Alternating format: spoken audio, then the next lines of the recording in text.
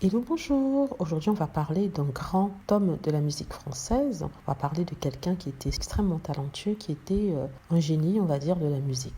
C'est vrai que c'est un personnage controversé, mais il reste quand même l'un des plus grands compositeurs, producteurs de la musique française. Je parle bien sûr de Serge Gainsbourg. Serge Gainsbourg qui est toujours le sujet d'articles ici et là dans les journaux, ce parce qu'il a une vie assez riche, il a une vie personnelle, je veux dire, intime assez riche. Et si on croyait que tous les secrets avaient déjà été dévoilé, on se trompait. Et ceci parce que son ancienne compagne, Jane Birkin, vient d'en révéler un. Mais alors, un gros. Qu'est-ce que Jane Birkin vient de révéler? Elle vient de révéler que Serge Gainsbourg aimait les hommes et qu'il aurait été probablement bisexuel.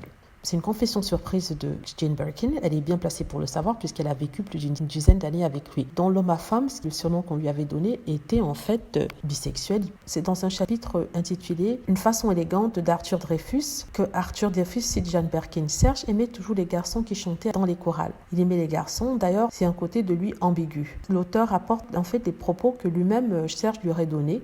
Il parle aussi de l'entretien qu'il a eu avec le réanimateur Thierry Ardisson où il avait demandé à Serge Gainsbourg ceci, aimer les garçons, ce à quoi Gainsbourg a confirmé en disant « il ne faut pas mourir idiot ». C'est une confession qui a été faite par Jane Birkin à cet auteur-là et ce qui confirmait peut-être ce que d'autres personnes savaient déjà et que le grand public ne savait pas. En même temps, c'est sa vie privée, donc il peut être ce qu'il veut s'il le souhaite. On n'est pas là pour juger, c'est sa vie, ce sont ses attirances. C'est comme nous tous, on peut avoir une vie privée, donc on ne rentre pas dedans. C'est vrai que c'est un personnage public, c'est vrai que sa vie est étalée dans les journaux, c'est vrai que tout le monde est curieux de savoir où il vivait, ce qu'il faisait, avec quelle femme il allait. D'ailleurs, on a plein d'histoires dessus dans les magazines. Je trouve quand même que c'est poussé de revenir dessus alors que le monsieur est déjà décédé, et ce depuis longtemps. En tout cas, tout ça ne va pas plaire aux fans du chanteur. Non pas que aimer les hommes est un problème, mais c'est tout le déballage qui pose le problème dans le sens où l'intimité du chanteur et du génie n'est plus respectée. Voilà, j'espère que vous avez aimé la vidéo. N'hésitez pas à cliquer sur like si c'est le cas,